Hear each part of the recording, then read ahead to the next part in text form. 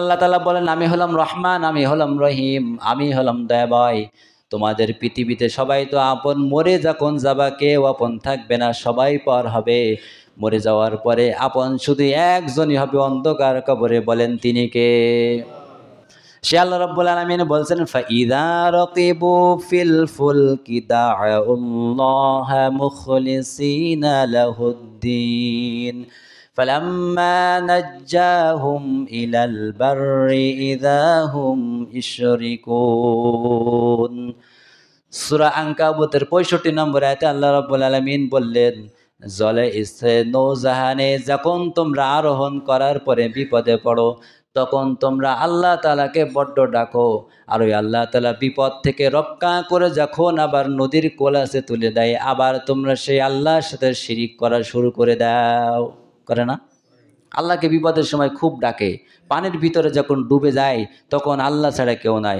আবার ওখান থেকে ডুবা থেকে আল্লাহ তাআলা বাঁচিয়ে যখন কুলাসে এনে দেয়, আবার ওই আল্লাহর সাথে শিরিক করা শুরু করে দেয়। এমন মানুষ নাই? দেখবেন অসুস্থতার সাথে বিছানায় পড়ে আছে, আল্লাহ ছাড়া কেউ নাই, আল্লাহ ছাড়া কেউ নাই, আল্লাহ ছাড়া কেউ নাই। হঠাৎ একটু সুস্থ হওয়ার পরেই আবার নামাজও নাই, রোজাও নাই, আল্লাহর পথেও নাই। ওর মন মতো মনে যা চায় সে বান্দা তাই শুরু করে দেয়। এই জন্য আল্লাহ তাআলা বলছেন, যখন বিপদে পড়ে আমাকে খুব ডাকে, আর বিপদ থেকে যখন আমি আল্লাহ একটু সুস্থতা দান করে দিই, আবার ওই আল্লাহর সাথে শিরিক করা শুরু করে দেয়। বলেন নাউজুবিল্লাহ। আমরা হলাম সেই মানুষ। আর আল্লাহ বলছেন, আমাকে চেনো না, আমাকে চিনে নাও, আমি হলাম রহমান, আমি হলাম দয়াবান। সম্মানিত হাজিরিন, তো সে আল্লাহ হলেন রহমান আর সে আল্লাহ হলেন রহিম।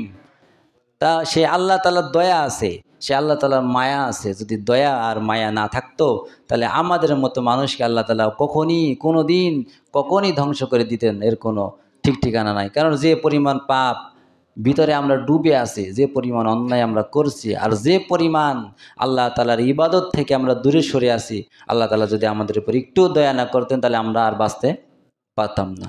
এজন্য সে আল্লাহকে চিনতে হবে, একটু ভাবতে হবে। দেখেন, এই দুনিয়ায় আমাদের কোনো কিছু আপন বলতে নেই।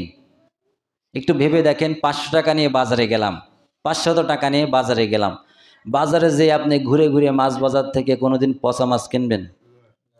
এখানে কোনো ভালো মস্তিষ্কের মানুষ, খারাপ মস্তিষ্ক ছাড়া, পাগল কোয়ালিটির মানুষ ছাড়া কখনো কোনোদিন পচা মাছ টাকা দিয়ে কিনবে না। কিনবে নাকি? এই জন্য আল্লাহ তাআলা বলছে, ইন্নাল্লাহ হাশতারা মিনাল মুমিনিন আনফুসাহুম ওয়া আমওয়ালাহুম বিআন্না লাহুমুল জান্নাহ। আমি আল্লাহ তাআলা ঈমানদারদের কাছ থেকে ক্রয় করে নিয়েছি জান এবং মাল, বিনিময়ে আমি আল্লাহ তাআলা জান্নাত দান করেছেন। এই জন্য ঈমানদার যদি হতে হয়, ভালো ঈমানদার হতে হবে। আল্লাহ তাআলা আমাদের ব্রেনে যেমন পচা মাছ কিনবো না, আল্লাহ তাআলার ওই ব্রেনে কিন্তু পচা ঈমানদারকে কখনো কিনবেন না। ঈমানদার যদি হতে হয়, খাঁটি ঈমানদার হতে হবে। আল্লাহ তাআলা ওই ঈমানদারদেরকে জানমাল কিনে নিবে এবং বিনিময়ে ঈমানদার বান্দাদেরকে জান্নাত দান করবেন। বলেন সুবহানাল্লাহ। আর আমরা আল্লাহ তাআলার প্রিয় বান্দা হতে চাই। আমরা তাহলে আল্লাহ তাআলার 2টা নাম জানলাম। আল্লাহ তাআলার কয়টা নাম জানলাম? 2টা নাম জানলাম। তিনি হলেন রহমান আর তিনি হলেন রহিম। আর একটা নাম জানবো, সংক্ষেপ সময়ে একটা নাম জেনে আমরা শেষ করবো ইনশাআল্লাহ। তাহলে হুয়াল্লাহুল্লাযী লা ইলাহা ইল্লাহু আলিমুল গায়বি ওয়াশ শাহাদা ওয়ার রহমানুর রহিম। আরেকটি নাম, হুয়াল্লাহুল্লাযী লা ইলাহা ইল্লাহু আল মালিকুল কুদ্দুস। আল মালিক আরেকটা নাম, তিনি হলেন মালিক। আচ্ছা বলেন, তিনি কে? মালিক। মালিক হলেন বিশ্বজাহানের মালিক। আসমান সৃষ্টি করেছেন আল্লাহ, জমিন সৃষ্টি করেছেন আল্লাহ, এই পৃথিবীতে যা কিছু আছে সব কিছু যিনি সৃষ্টি করেছেন, মালিকানা দাইন, তার হাতে রাজত্ব। তিনি হলেন মালিক, তিনি সব কিছুর অধিবেশন, তিনি সব কিছু সৃষ্টি করেছেন এবং সব কিছু রক্ষণাবেক্ষণ করেন কে? আল্লাহ। এই জন্য আল্লাহ তাআলা বলছেন, তাবারাকাল্লাযী বিয়াদিহিল মুলকু ওয়া হুয়া আলা কুল্লি শাইইন কাদির। তিনি হলেন আল্লাহ, তিনি হলেন মালিক, তিনি সব কিছু সৃষ্টি করেছেন, আর তার হাতে সব কিছু, পৃথিবীর রাজত্ব, আর তিনি সেই চেয়ারে বসে সব কিছু রাজত্বর মালিক, সব কিছু রক্ষণাবেক্ষণ করেন। বলেন সুবহানাল্লাহ।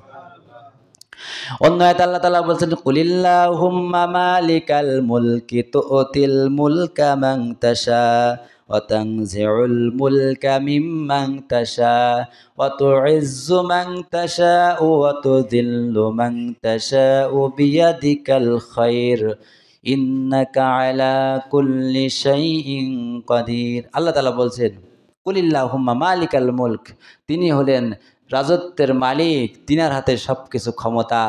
সে আল্লাহ তাআলা যাকে ইচ্ছা তাকে ক্ষমতা দেয়, আবার যাকে ইচ্ছা তাকে ক্ষমতা থেকে লাঞ্ছিত করে, অপমানিত করে ক্ষমতা থেকে আবার নামিয়ে দেয়। অত ইজ্জু মান তাশা ও অত যিল্লু মান তাশা, তিনিই হলেন তো মালিক, তিনি হলেন রব। যাকে ইচ্ছা তাকে সম্মানিত দান করেন, আর সেই রব যাকে ইচ্ছা তাকে অপমানিত দান করেন। তিনার হাতে সব কিছুর ক্ষমতাবান, তিনি হলেন মালিক। বলেন সুবহানাল্লাহ। চাল পারে না? দেখবেন একজন টাকা নাই, পয়সা নাই, তিনাকে এমন সম্মান আল্লাহ দিয়েছে যা টাকা পয়সাওয়ালারও দেয় নাই। এই জন্য আল্লাহ তাআলা সম্মান দেওয়ার মালিক, আর অসম্মান দেওয়ারও মালিক হলেন আল্লাহ। এজন্য তিনি হলেন মালিক, তিনি সব কিছু সৃষ্টি করেছেন। পৃথিবী যখন ধ্বংস হয়ে যাবেন, সব কিছু ধ্বংস হয়ে যাবেন, মালাকুল মউত থাকবেন আর আল্লাহ থাকবেন। মালাকুল মউতকে বলবেন, ও মালাকুল মউত, এই পৃথিবীতে আর কি বেঁচে আছে? বলবেন, ও আল্লাহ এই মালিক, আর কিছু নাই, তুমি আছো আর আমি আছি। আল্লাহ বলবেন, মালাকুল মউত তুমিও মরে যাও। মালাকুল মউত মরার সময় এমন একটা আওয়াজ করবেন যা পৃথিবীবাসী যদি শুনতে পেত কান ফেটে সবাই মৃত্যুবরণ করত। এমন আওয়াজ করে মালাকুল মউত মৃত্যুবরণ করবেন আল্লাহর আদেশে। সেই দিন কিছু থাকবে না, ধ্বংস হয়ে যাবে, লয় হয়ে যাবে। এই জন্য আল্লাহ তাআলা বলছেন, কুল্লু মান আলাইহা ফানি ওয়া ইয়াবকা ওয়াজহু রাব্বিকা যুল জালালি ওয়াল ইকরাম ফাবিআইয়ি আলাই রাব্বিকুমা তুকাযযিবান। আল্লাহ তাআলা বলছেন, এই পৃথিবীতে যা কিছু আছে, কুল্লু মান আলাইহা ফান, সব কিছু ফান হয়ে যাবে, ধ্বংস হয়ে যাবে, লয় হয়ে যাবে, কিছুই থাকবে না। ওয়ায়াবকা ওয়াজহু রাব্বিকা যুল জালালি ওয়াল ইকরাম, শুধুমাত্র একজন থাকবে। বলেন তিনি কে? আল্লাহ তাআলা বলেছেন, ফাবিআইয়ি আলাই রাব্বিকুমা তুকাযযিবান। ও আমার বান্দারা, তোমরা আমার কোন কোন নিয়ামতকে অস্বীকার করবা? আমি আল্লাহ তাআলা তোমাদের কত নিয়ামত দিয়েছি। এমন নিয়ামত আল্লাহ দিয়েছেন, আমাদের চোখে কখনো কোনোদিন আল্লাহর নিয়ামতকে অস্বীকার করার মতো নিয়ামত আমরা পাই নাই। পেয়েছেন কেউ? আল্লাহ সৃষ্টিকে কেউ ভুল ধরতে পেরেছেন? পারি নাই।